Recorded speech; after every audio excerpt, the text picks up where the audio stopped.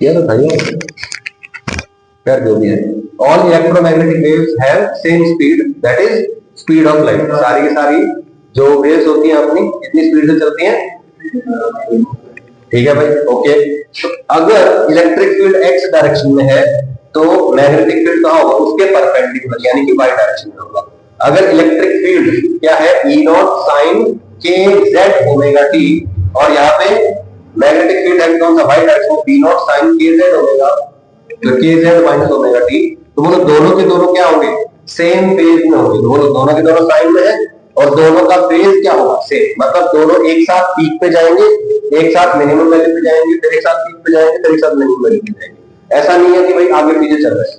सही है, जैसे हमने पिछले के चैप्टर में देखा था ना एसी में कि भाई वोल्टेज और करंट आगे पीछे चल रहे थे, तो उनके ग्राफ बना के देखे थे, बोलो इस तरह का ग्राफ बन रहा था, है ना, कि भाई एक आगे चल रहा है एक पीछे चल रहा है। लेकिन यहाँ पे क्या होगा? दोनों के दोनों सेम फेज में चलेंगे। ठीक है, जब इलेक्ट्रिक फील्ड मैक्सिमम होगा तभी मैग्नेटिक फील्ड में मैक्सिमम होगा, जब इलेक्ट्रिक फील्ड मिनिमम होगा तभी मैग्नेटिक फील्ड में मिनिमम होगा, जब ये जीरो होगा तो ये जीरो होगा। सही है, तो दोनों का फेज क्या है भाई? सेम। ठीक है, okay. Then omega is obviously angular frequency. ठीक है, के जो होता है हमारा K is called 2 pi by lambda, is called wave number. ठीक है, के की वैल्यू याद रख लो कि अगर इस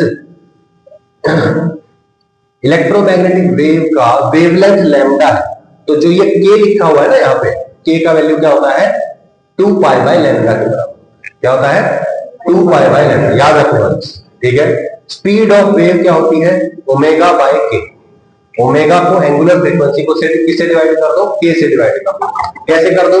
मैंने आपको कल कह रहे थे कि जो स्पीड होती है that is equal to frequency into lambda. ये सब है ना, एक साइकिल में कितना डिस्टेंस ट्रेवल करेगा और एक सेकंड में कितना साइकिल्स कवर करेगा, तो टोटल डिस्टेंस कितना ट्रेवल करेगा एक सेकंड में, स्पीड हो जाएगी।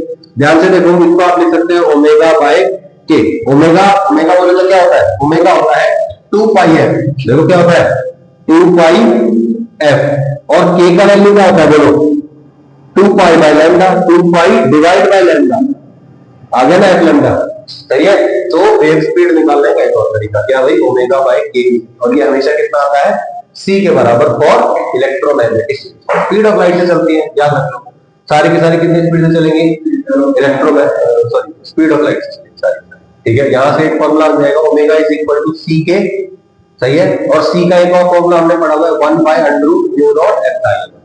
सही है कि भाई जो स्पीड ऑफ लाइट है वो किस पे डिपेंड करती है? वैक्यूम में permeability of free space and permittivity of free space. Electromagnetic wave के अंदर दो चीज होती है, एक तो मैग्नेटिक फील्ड होता है और एक इलेक्ट्रिक फील्ड होता है। तो कोई भी मीडियम कितनी आसानी से इलेक्ट्रिक फील्ड को पास करने दे रहा है, कितनी आसानी से मैग्नेटिक फील्ड को पास करने दे रहा है, इन दोनों चीजों पर डिपेंड करेगा कि कितनी तेजी से उसके अंदर इलेक्ट्रोमैग्नेटिक वेव ट्रेवल कर रही है। यस और नो?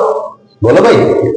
अगर, और ये तो हो गया फॉर वैक्यूम। और अगर मैं बात करूं स्पीड ऑफ लाइट या speed of electromagnetic wave in any other vacuum, वो कितना हो जाएगा? 1 बाय अंडर म्यू एप्सिलॉन। सही है भाई, वैक्यूम है तो mu naught epsilon not, they will decide the speed of light. And for any other medium, for any other medium क्या जाएगा? Mu epsilon. वो मीडियम कितना आसानी से मैग्नेटिक फील्ड को एडजस्ट करने देता है, कितनी आसानी से इलेक्ट्रिक फील्ड को एडजस्ट करने देता है, दोनों मिला के डिसाइड करेंगे उस मीडियम में स्पीड ऑफ इलेक्ट्रोमैग्नेटिक रेडिएशन कितना होगा। समझ में नहीं आया? सही है, ठीक है। और B naught is equal to P naught by C, ये भी याद रख सकते हैं आप लोग। बी नॉट मतलब maximum value of magnetic field is equal to maximum value of electric field divide by C. याद कर लोगे? 4-5 फॉर्मूले हैं, बहुत ज्यादा मुश्किल काम तो नहीं दे दिया मैंने, कर सकते हैं ना? पक्का? ठीक है,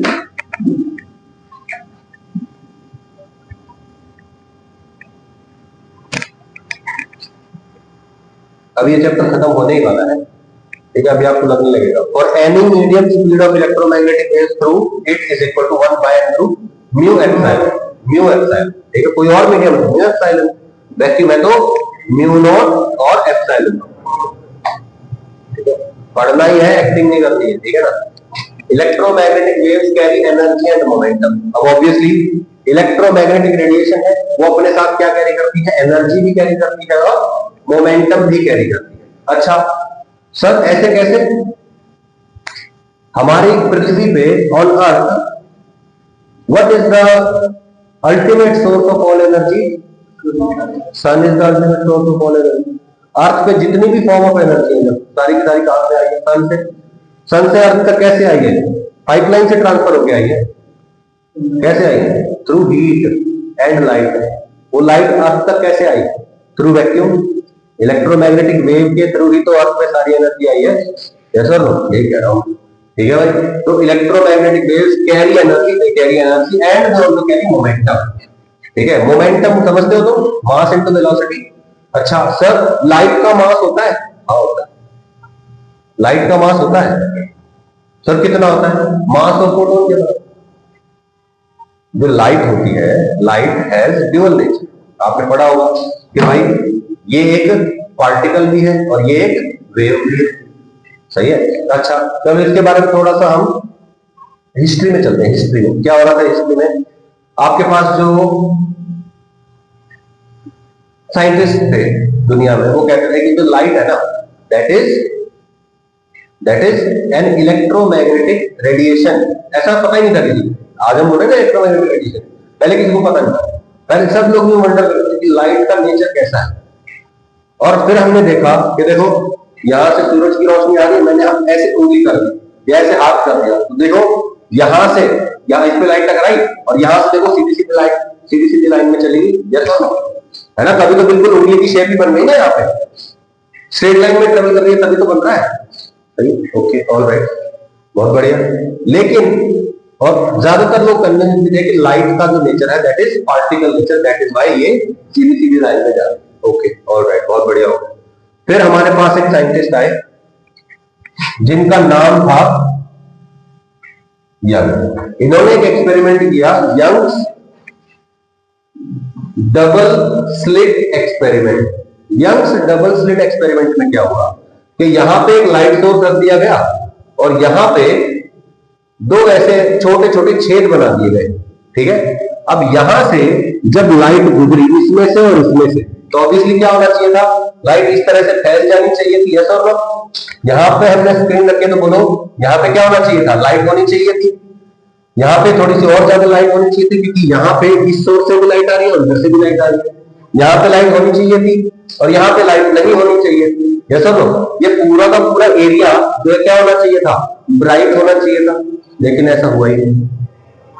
ऐसा हुआ, लाइट घुसी यहां से, लेकिन यहां पे यूनिफॉर्म लाइट नहीं बनी। ऐसा नहीं बना कि यहाँ पे ये पूरा का पूरा एरिया ब्राइट है। नहीं, क्या हुआ? यहाँ पे कुछ एरिया ब्राइट, कुछ डार्क, कुछ ब्राइट, कुछ डार्क, कुछ ब्राइट, कुछ डार्क। कैसे बन गया? लोगों का दिमाग खराब हो गया कि यार यहाँ से लाइट घुस रही है और यहाँ पे आने के बाद रोशनी जो है पूरे के पूरे सरफेस पे फैल जाती है, जैसे प्रोजेक्टर से लाइट आ रही है ना? क्या हो रहा है? यहाँ पे पूरे के पूरे एरिया में लाइट फैल रही है। लेकिन यहां से जब ये लाइट आ रही है तो यहाँ पे अल्टरनेट लाइट और डार्क फ्रिंजेस बन रहे हैं, अलग अलग लेंथ, अलग अलग चौड़ाई की पट्टियां बन रही है। ये कैसे हो रहा है?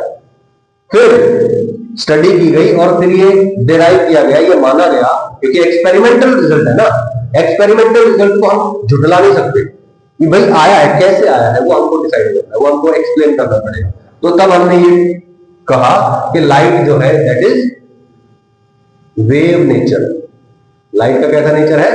Wave nature. फिर आ गए हमारे नए नए हमारे बहुत बढ़िया जाने माने world renowned scientist Albert Einstein. Albert Einstein बोले कि अच्छा वेव नेचर, और मैं एक्सपेरिमेंटली गलत प्रूव कर दूं, मैं प्रूव कर दूं अगर कि एक्सपेरिमेंटली कि लाइट जो है वो वेव नेचर नहीं है, वो पार्टिकल नेचर की है, तो आप क्या करेंगे? लोग बोले कि हम मान लेंगे, आपकी बात मान लेंगे, लेकिन इसको भी नहीं झुठला सकते और इन्होंने जो एक्सपेरिमेंटली प्रूव किया उसको भी नहीं झुठला सकते। तो क्या मानना पड़ेगा? इसकी भी माननी पड़ेगी, इसकी भी माननी पड़ेगी। तब जाके बोला गया कि लाइट हैज ड्यूअल नेचर, इसका पार्टिकल नेचर भी है और वेव नेचर भी है। इन्होंने क्या एक्सपेरिमेंट किया? इन्होंने किया था एक experiment that is photo electric effect. ठीक है, फोटो इलेक्ट्रिक इफेक्ट। इसमें क्या किया था इन्होंने? मैंने आपको शायद इसमें बताया था कि इलेक्ट्रॉन नॉकआउट करने का तरीका है। एक मेटल सरफेस लो, इसके ऊपर लाइट शाइन कर दो, है ना? जैसे ही लाइट इसके ऊपर गिरेगी क्या होगा? इलेक्ट्रॉन्स इस सरफेस को छोड़ के भाग जाएंगे। सही है। फिर उन्होंने एक्सपेरिमेंटल, ये हम आगे पढ़ेंगे, हमारे सिलेबस में है ये। और ये एक्चुअली इतना सिग्निफिकेंट था कि इसने प्रूव कर दिया कि लाइट का नेचर कहता है पार्टिकल। ठीक है, ओके। एल्बर्ट आइंस्टाइन ने ये कहा था कि जो लाइट है it travels in the form of small packets and those packets are called photons. Photons जो है they are small light particles जो एक्चुअली एनर्जी और मोमेंटम कैरी करते हैं, और वो एनर्जी और मोमेंटम जिससे वो टकराएंगे उसको ट्रांसफर करते हैं। कंप्लीटली भी कर सकते हैं, आधा अधूरा भी ट्रांसफर कर सकते हैं। सही है, ऑलराइट। ये हमारे पास आएगा। और एल्बर्ट आइंस्टाइन ने एक और थ्योरी दी थी जो कि बहुत फेमस है दुनिया में, थ्योरी ऑफ रिलेटिविटी, है ना। और एल्बर्ट आइंस्टाइन को नोबेल प्राइज भी मिला था, लेकिन उनको फोटो इलेक्ट्रिक इफेक्ट के लिए नोबेल प्राइज मिला। एल्बर्ट आइंस्टाइन जो है ना, उनको नोबेल प्राइज मिला था, पता है तो वो फोटो इलेक्ट्रिक इफेक्ट के लिए मिला था, थ्योरी ऑफ रिलेटिविटी के लिए उनको नोबेल प्राइज नहीं मिला था। और मे बी ये वन ऑफ द रीजन है, और लाइट का जो नेचर हम स्टडी करते हैं ये भी वन ऑफ द रीजन है कि हम फोटो इलेक्ट्रिक इफेक्ट को हमारे सिलेबस में पढ़ते हैं। 12th क्लास के सिलेबस में फोटो इलेक्ट्रिक इफेक्ट है, लेकिन थ्योरी ऑफ रिलेटिविटी नहीं। Let's come back to the topic. ठीक है, मेरे ख्याल से ये लास्ट टॉपिक है इस चैप्टर में, इसके बाद तो वो स्पेक्ट्रम आ जाएगा। हाँ, तो ये लास्ट पेज है इस चैप्टर का। ठीक है, इसके बाद के क्वेश्चन तो आप कर सकते हैं, आई होप क्वेश्चंस कर लेते हैं। ठीक है, क्योंकि इसमें कुछ ऐसा एक्सप्लेनेशन नहीं है कि बिल्कुल देना पड़े। आप सिंपली इन क्वेश्चंस को लिख भी लोगे ना एक बार रफ नोटबुक में, तो भी समझ में आ जाएगा। ठीक है, electromagnetic waves carry energy and momentum. Electromagnetic waves जो होती है वो एनर्जी और मोमेंटम दोनों कैरी करती है। As electromagnetic waves carry momentum, it can also exert pressure. ठीक है, जो इलेक्ट्रोमैग्नेटिक वेव्स हैं इनके पास एनर्जी होती है, मोमेंटम होता है, और जब वो किसी से टकराते हैं तो वो क्या कर सकते हैं, प्रेशर भी एक्सर्ट कर सकते हैं। प्रेशर मतलब force per unit area, 9th class में पढ़ा था। ठीक है, this pressure is called radiation pressure. Radiation के टकराने की वजह से जो प्रेशर होता है that is called radiation pressure. मैं आपको एक एक्सपेरिमेंट करके बताऊंगा। ठीक है, नीचे प्रोजेक्टर रखा है अपने पास क्लास में, वो स्विच ऑन होता है ना। आप क्या करो, जैसे फॉर एग्जांपल यहाँ पे आपका वो प्रोजेक्टर है, आप प्रोजेक्टर के सामने हाथ मत रखो, एक बार उसके ऊपर रखो ऐसे। ठीक है, और फिर जैसे ही आप उसके सामने हाथ रखते हैं, आपके हाथ पे गर्माहट महसूस होती है। ठीक है, जबकि वो जो लेंस है वो गर्म नहीं लगेगा, लेकिन आपके हाथ पे जब वो लाइट गिरती है तो आपको गर्म महसूस होता है। क्यों? क्योंकि वो इतनी ज्यादा स्ट्रॉन्ग और इतनी ज्यादा हाई एनर्जी की रेडिएशन यानी कि लाइट आगे फेंकता है कि आपको हीट महसूस होती है। ठीक है, जैसे अगर हम सूरज को देखते हैं डायरेक्टली तो आंखें जलती है ना, दुखती है ना आंखें। क्यों दुखती है? क्योंकि वो इतनी ज्यादा एनर्जी है डायरेक्टली जब हम उसको देखते हैं कि हमारी आंखों में चुभती है, हमारी आंखें जो है उस एनर्जी को सहन नहीं कर पाती। ठीक है ना, कुछ देर तक दिखाई नहीं देता बहुत ज्यादा तेज लाइट। जैसे स्कॉर्पियो की लाइट हो गई, कहीं सामने से लगी तो दिखता नहीं है, समझ रहे हो ना जो मैं कह रहा हूँ, इतनी तेज भी नहीं होनी चाहिए लाइट। ठीक है, प्रेशर क्या होता है भाई, फोर्स पर यूनिट एरिया। ठीक है, और फोर्स कैसे लिखेंगे, rate of change of momentum, change in momentum by area, sorry change in momentum by time, और यहाँ पे एरिया आ जाएगा। यस और नो भाई, पढ़ा है ना हमने। सेकंड लॉ क्या कहता है, force is equal to rate of change of momentum, dp by dt, इसको लिख दिया delta p by delta t। तो फोर्स की जगह लिख दिया delta p by delta t, और एरिया ये फाइंड हो जाएगा। सही है भाई, okay. If total energy transferred to a surface in t time is u, t time में अगर टोटल एनर्जी u ट्रांसफर होती है, then magnitude of total momentum transferred to it is given by p is equal to u by c। सही है, where as c is large, p is of very small magnitude। ठीक है भाई, बोलो अगर u amount of energy किसी चीज को ट्रांसफर की गई है t टाइम में, तो कितना मोमेंटम, टोटल मोमेंटम कितना ट्रांसफर हुआ है p, और p कितना होता है u डिवाइड बाय c। ठीक है, where speed of c is speed of light। अब देखो c बहुत ही बड़ा नंबर होता है ना, तो अगर c से किसी चीज को डिवाइड करेंगे तो क्या होगा, ये क्वांटिटी क्या आएगी, बहुत छोटी है। सही है, and c is large, p is of very small magnitude। सही है भाई। इलेक्ट्रोमैग्नेटिक वेव्स, लास्ट के दो पैराग्राफ है।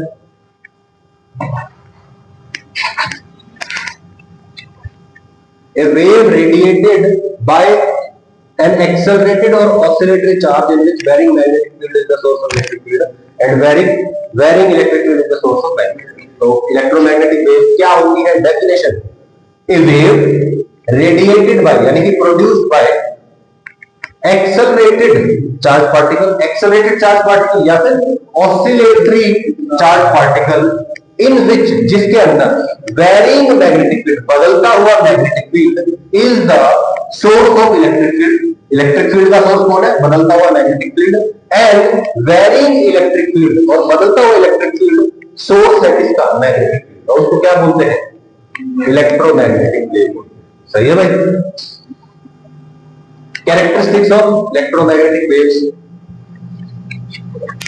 कैरेक्टरिस्टिक्स क्या है? द एनर्जी इज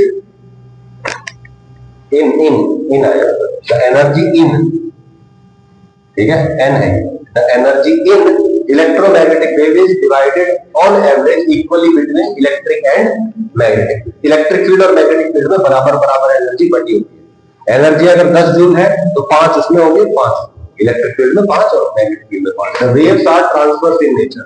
वेव्स कैसी हैं? ट्रांसवर्स वेव्स कौन सी होती है? जिसमें ऑसिलेशन जो होता है that is perpendicular to the speed या डायरेक्शन ऑफ द वेव। जैसे कि फॉर एग्जांपल आवाज होती है, एयर, जब मैं बोल रहा हूं तो क्या हो रहा है? यहाँ पे एयर मॉलिक्यूल्स वाइब्रेट कर रहे हैं और वो वाइब्रेशन जब आपके कान में पहुंच रहा है तो आपके कान में जो ईयर ड्रम है विच इज प्रेशर सेंसिटिव है ना, भाई मैं बोल रहा हूं तो एयर मॉलिक्यूल्स मूव कर रहे हैं ऐसे ऐसे और उसकी वजह से प्रेशर का चेंज हो रहा है और वो प्रेशर का चेंज जब आपके कान में डिटेक्ट होता है तो आपको आवाज सुनाई देती है। यस और नो? यस और नो? ऐसा ही होता है। अच्छा, अब कुछ ऐसी वेव्स होती हैं, अब देखो यहाँ पे क्या हो रहा है, मैं बोल रहा हूं तो जो एयर मॉलिक्यूल्स है वो इस डायरेक्शन में ऐसे ऐसे वाइब्रेट कर रहे हैं और ऐसे वाइब्रेट करते करते आपके कानों तक पहुंच रहे हैं। यस और नो? ठीक है। अब ऐसी वेव जिसमें vibration is perpendicular to the direction of wave, यानी कि वेव जा तो रही है इस डायरेक्शन में लेकिन जो मॉलिक्यूल्स है वो इस डायरेक्शन में मूव कर रहे हैं। इमेजिन करिए एक रस्सी है, ठीक है, उस एंड पे एक रस्सी बंधी हुई है, मैंने यहां से उसको पकड़ा और मैं ऐसे ऐसे मूव कर रहा हूं तो क्या होगा? रस्सी ऐसे ऐसे मूव करेगी, ऐसा ऐसे ऐसे मूवमेंट होगा रस्सी का। किसी भी टाइम पे जो रस्सी की शेप होगी वो इस टाइप की होगी। जैसा यहाँ पे वो लाइक से दीवार में हिंज के साथ, कुत्ती के साथ बंधी हुई है और मैं यहां से उसको मूव करवा रहा हूं। अब ध्यान से देखो एनर्जी की डायरेक्शन क्या है? ये डायरेक्शन। यस और नो? भाई अगर आपने एक एंड पकड़ लिया और मैं एक एंड को तो आपका हाथ भी चलेगा ना। बेसिकली मेरी से आपकी तरफ एनर्जी ट्रांसफर हो रही है तो इधर से इधर की तरफ एनर्जी ट्रांसफर हो रही है। एनर्जी ट्रांसफर की डायरेक्शन ये है, वेव की डायरेक्शन ये है, लेकिन जो रस्सी के मॉलिक्यूल्स हैं वो तो ऐसे ऐसे मूव कर रहे हैं ना। किसी भी टाइम पे एक मॉलिक्यूल को देखना चालू कर दो, वो कैसे कैसे मूव कर रहा है, ऐसे ऐसे मूव कर रहा है। तो पार्टिकल्स का movement is perpendicular to the direction of wave. ऐसी वेव्स को क्या कहते हैं? ट्रांसवर्स। क्या बोलते हैं भाई? इन विच द मॉलिक्यूल या मीडियम के मॉलिक्यूल्स का जो मूवमेंट है that is perpendicular to the flow of wave. सही है भाई? तो नहीं आ रही। The electromagnetic wave carry energy and exert force and pressure। Electromagnetic wave के अंदर एनर्जी होती है और कितना सॉरी उसके वो क्या करती है? फोर्स भी एक्सर्ट कर सकती है और प्रेशर भी एक्सर्ट कर सकती है। Electromagnetic waves are not deflected by electric and magnetic. माना कि इसके अंदर इलेक्ट्रिक फील्ड है, माना इसके अंदर मैग्नेटिक फील्ड है, लेकिन ये डिफ्लेक्ट नहीं होती है। ठीक है, it can be deflected by gravity but it cannot be deflected by electric and magnetic waves। Electromagnetic waves are transverse in nature, that is electric field and magnetic field are perpendicular to each other and to the direction of wave propagation। ठीक है भाई? तो अगर electric field ऐसे है, magnetic field ऐसे ऐसे होगा और डायरेक्शन ऑफ प्रोपगेशन ऐसे। सही है भाई? देखो यहाँ पे क्या हो रहा है, electric field is along y direction, magnetic field is along the z direction and propagation is along the x direction। तीनों एक दूसरे के परपेंडिकुलर। सही है? इलेक्ट्रोमैग्नेटिक स्पेक्ट्रम हम कर चुके हैं। This chapter is complete. ठीक है भाई? Thank you for your time.